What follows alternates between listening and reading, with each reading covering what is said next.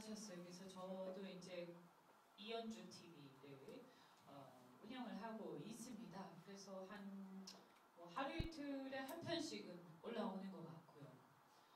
최근에는 이제 제가 조금 여러분이 혹시 보셨는지 모르겠지만 국민연금 관련해서 또 얘기를 한번 했었고, 가끔씩 보면 국회의원이기 때문에 또 다른 유튜브 방송에서 하지 못하는 얘기들이라든가 그런 자료를 또 제가 공개하는 경우도 있으니까 어떻게 보면 일반 우파 유튜브보다는 재미는 좀 덜할 수 있지만 또 국회의원의 방송이니까 나름 묘미가 있다고 생각을 합니다. 그래서 저도 이제 가끔씩 보면 방송들이 막 하는 얘기들을 저도 다 하면 좋겠는데 그래도 저는 항상 이렇게 제가 국회의원이다, 헌법기관이다 이런 생각을 가지고 그 어떤 무게에 걸맞는 내용을 가지고 주로 얘기를 하고 그런 얘기를 가지고 주로 비판을 하려고 노력하고 있습니다.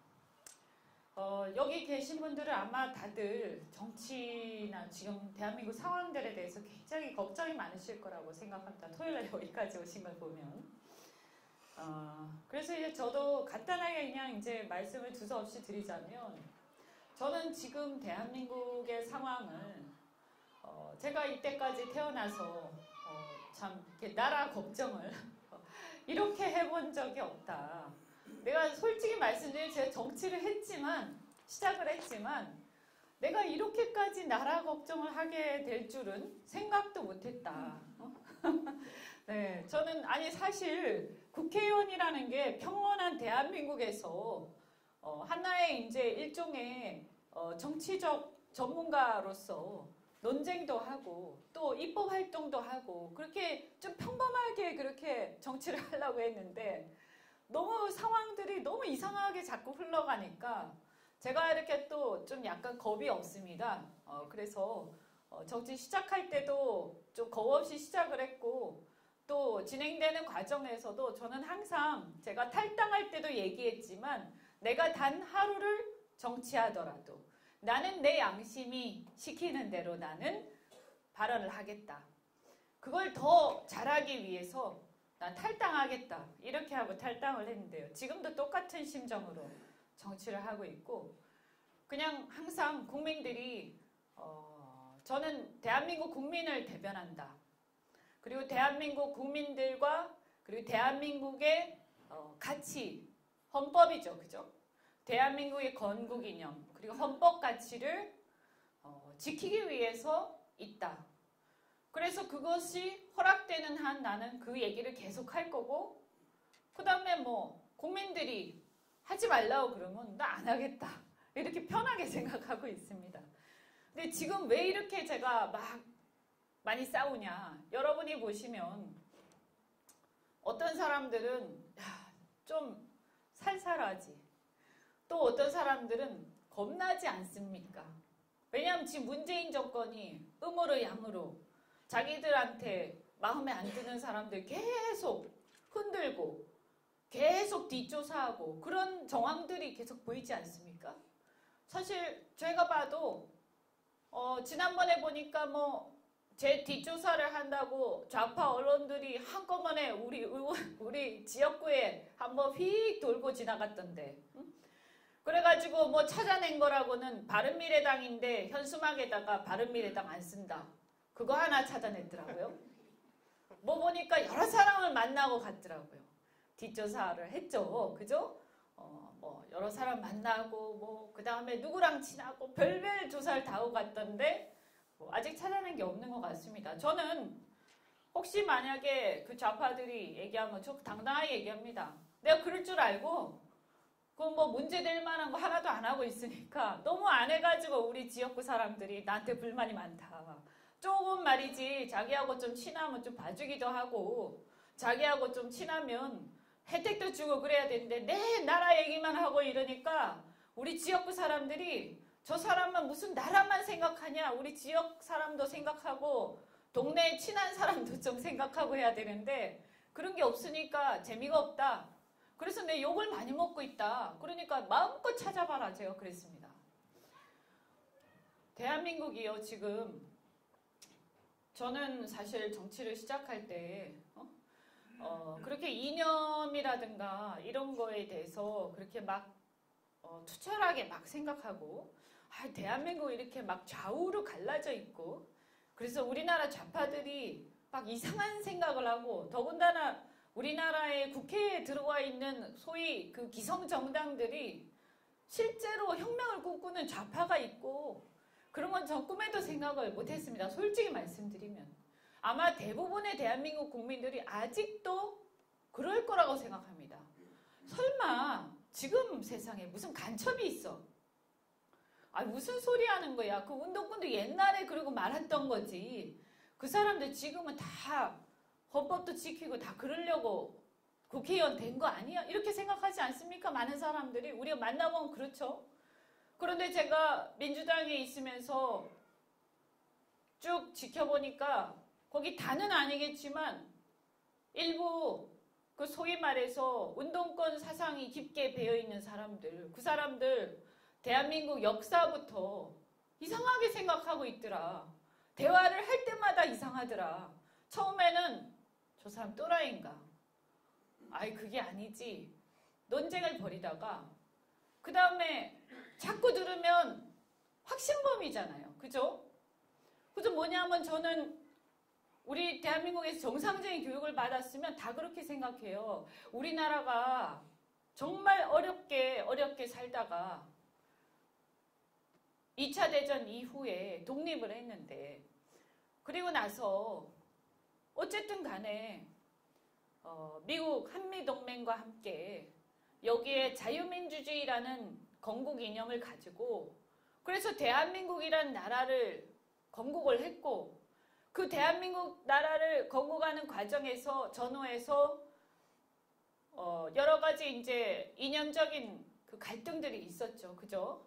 그리고 그 갈등 와중에서 신탁 문제들도 나왔었고 그래서 그런 과정에서 공산화가 되는 한이 있어도 민족이 통일되는 게 중요하다라고 생각하는 일부 의견이 있었는지 모르지만 그런 걸 다 물리치고 38선 이남으로 그 흐름을 차단하고 그래서 지금 현재 대한민국이 자유민주주의라는 건국 이념을 확고히 하면서 자본주의와 시장경제와 자유민주주의라는 건국 이념 아래서 지금까지 잘 지켜온 거 아닙니까? 그래서 그런 것에 대해서 저는 정말 통일된 자유민주주의 국가였으면 좋았겠지만 너무나 이것이 참 천만 다행이다. 그리고 내가 이 나라에 태어난 게 천만 다행이다. 만약에 혹시라도 그때 잘못돼가지고 이상하게 그 흐름이 다 공산화되는 흐름이었으니까 러시아랑 소련이랑 그죠? 중국이랑 다 공산화되는 흐름이었잖아요. 그게 이렇게 내려와서 38선에서 멈추지 않고 그 38선에서 차단하지 못하고 그냥 무방비로 있었으면 우리나라 어떻게 됐을까? 그럼 나도 어떻게 살고 있을까? 이런 생각을 하면 끔찍하거든요. 근데 이거는 저는 이런 인식에 대해서 차이가 있을 거라고는 저는 생각을 못했어요. 당연한 거라고 저는 생각했어요. 그런데 제가 얘기를 해보니까 당연하지 않더라고요. 그 인식이 다른 사람들이 있더라. 그런데 그 사람들이 우리나라 야당에 그 당시 야당에 주류 세력화하고 있더라. 그리고 끊임없이 새롭게 들어오면서 그 당을 소위 말해서 호남을 기반으로 한 사실은 보수 야당이었던 그 과거 민주당의 한 부류 그 당을 장악하고 거기를 제가 이렇게 표현하죠. 숙주 삼아서 기생하기 시작하더라. 그리고 그들이 함께 손을 잡고 권력을 위해서 손을 잡고 함께 가다가 결국은 그 세력들이 주류가 되어가는 것을 보면서 이거 큰일 났다. 나는 내가 어떤 일이 있더라도 나 책임 못 진다. 나 여기서 정치 계속하다가는 나중에 입이 10개라도 할 말이 없는 상태 되겠다. 그래서 솔직한 말로 저 탈출했습니다. 탈출. 더 늦기 전에. 왜냐하면 대통령이 될 것 같았거든요. 대통령이. 그래서 집권을 그 세력들이 집권하기 전에 이걸 막아야 된다. 그래서 그 당시에 정말 솔직히 말씀드리면 대안들이 마땅치 않았죠. 그런데 이 대안들이 힘이라도 합하면 이 대안들이 아주 성에 안 차는 대안들이었지만 홍준표든 뭐 유승민이든 안철수든 전부 성에 안 찹니다. 그렇지만 그래도 문재인이 되는 것보다 낫지 않냐. 우리 나라가 이상한 데로는 안 가겠지. 설마.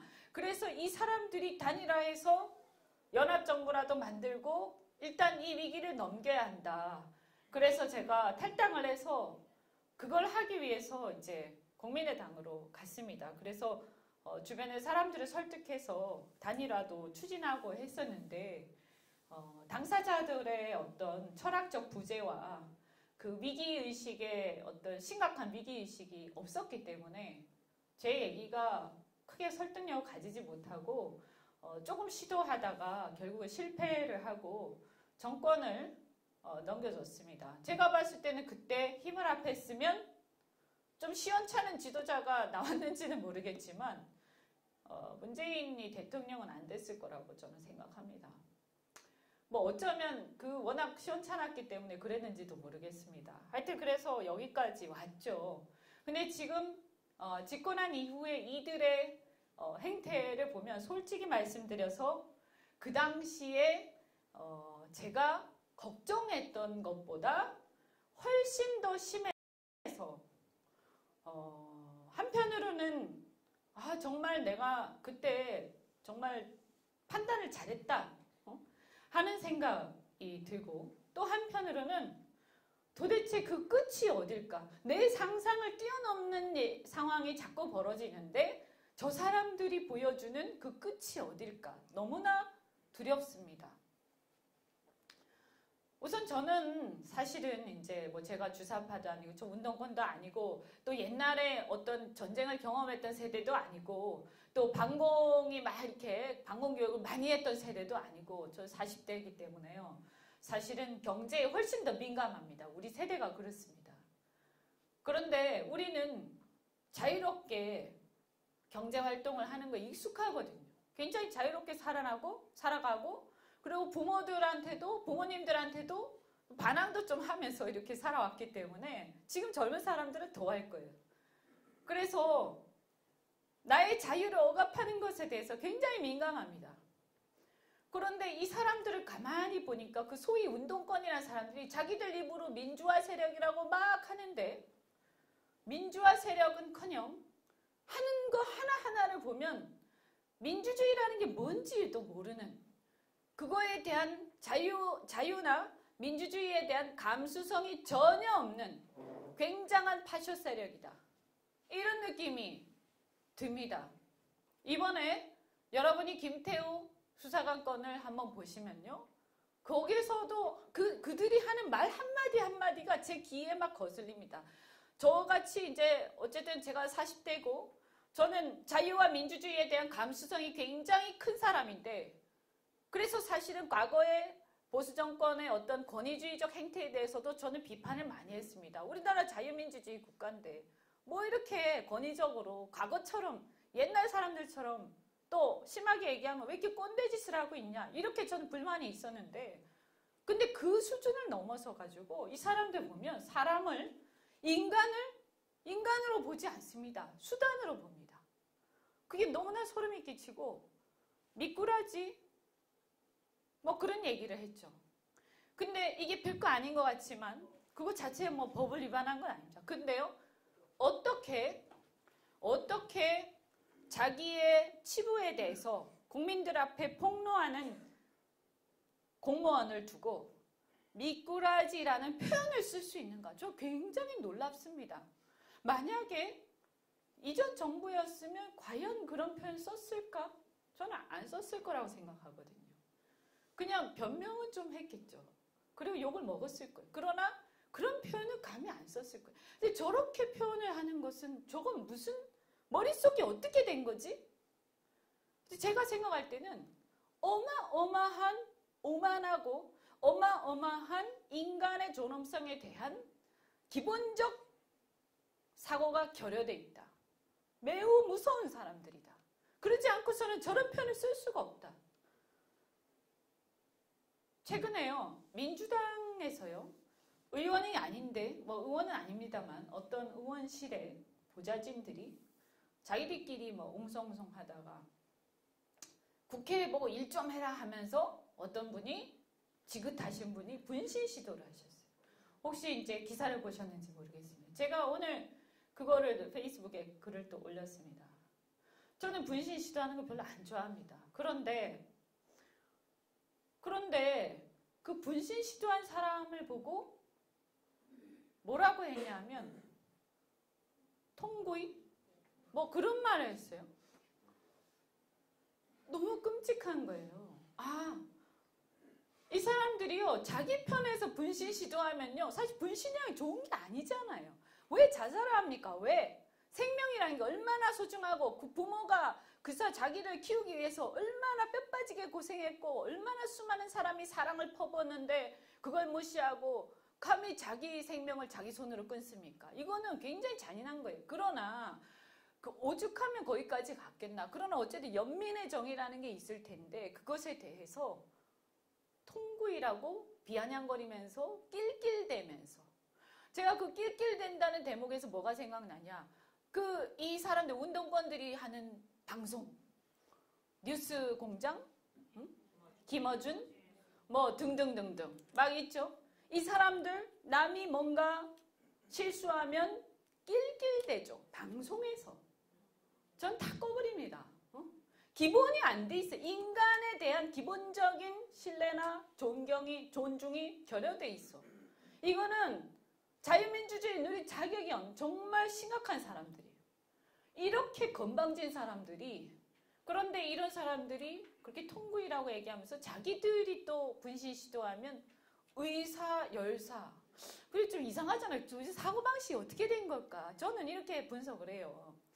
그 의사, 열사라는 사람들이 정말 존중돼서 그러는 걸까? 그 사람들이. 그게 아니다. 똑같다. 이 사람들한테는 모든 인간은 수단. 모든 인간은 수단이고 그 인간이 내가 활용할 가치가 있으면 의사와 열사고 내가 활용할 가치가 없으면 통구이가 되는 거예요. 그러니까 제가 볼 때는 이런 행태를 뭐라고 합니까? 전체주의라고 그러죠. 전체주의. 그죠? 그리고 이 전체주의는 과거 역사에서 언제 있었느냐? 중국이 문화혁명을 할 때, 러시아 혁명할 때, 소위 말해서 지금 이미 다 몰락한 그 사회주의자들이, 공산주의자들이 인간을 객체로 보고 인간을 수단으로 보고 자기들이 생각하는 그 평등한 사회를 이루기 위해서 또는 그걸 이루기 위한 자기들 계급의 독재를 위해서 부품처럼 생각할 때 나오는 얘기예요. 그래서 우리나라의 운동권이 저는 인간을 부품으로 생각한다. 그렇기 때문에 이 사람들의 행동 양식이나 발언에 대해서 모든 게 일관된 거예요, 사실은. 미꾸라지라는 표현도 그렇게 보면 그렇구나 라고 이해가 가는 거고, 그래서 저는 단순히 이게 좌우의 대립이고 이념 대립의 수준인가? 그 수준을 넘어선다. 이 사람들은 서구에서 유럽에서 말하는 사회주의자나 이런 좌파들하고도 질적으로 다르다. 기본적인 인간의 존엄성이 결여돼 있고, 그리고 이미 이 세상에는 북한이나 몇몇 나라를 제외하고는 이미 다 소멸되어 버린 그런 전체주의자들, 그런 무시무시한 사람들하고 비슷한 사고를 가지고 있다. 그래서 굉장히 위험하다고 저는 생각합니다. 위험합니다. 그래서 이 소위 말해서 대한민국의 이 덜 떨어진 시대착오적 운동권들을 퇴출시키지 않고서는 이거는 좌우의 정치가 아닙니다. 이건 좌우의 정치 아니다. 우린 함께 할 수 없다. 저는 그렇게 생각합니다. 여기가 완전히 퇴출되고 최소한 좌파가 나와서 정치가 논쟁을 하더라도 우리나라는 통일이 안 됐기 때문에 북한 때문에 사실은 좌우가 제대로 공존할 수 있는가 하는 논쟁도 있습니다만 100번 양보해서 그렇게 한다 하더라도 최소한 3인주의자 정도는 되는 애들이 나와서 얘기를 하고 나하고 논쟁을 하고 해야지, 어찌 저런 기본적인 인간의 존엄성에 대한 그런 것이 결여되어 있는 것들이 전체주의자들이 감히 민주주의의 탈을 쓰고 나와서 우리한테 이렇게 얘기하고 있는가. 이건 심각한 문제다. 그런데 그래서 저는 이게 우리가요, 인식을요, 정확하게 해야 돼요. 우리는요, 우파라서 좌파를 때려잡자, 이게 아닙니다. 그렇게 얘기하면 중간에서 잘 공감을 못해요. 지금 그런 차원이, 그건 나중에 저 좌파들이 바뀐 다음에, 그 다음에 우리가 뭐 논쟁도 하고 하는 거지. 아니, 그리고 솔직히 말해서 우리나라 우파들이, 저 좌파들이 그냥 예를 들어서 유럽의 좌파 정도 수준 된다고 해가지고 이렇게까지 흥분할 리가 있겠습니까? 그게 아니에요.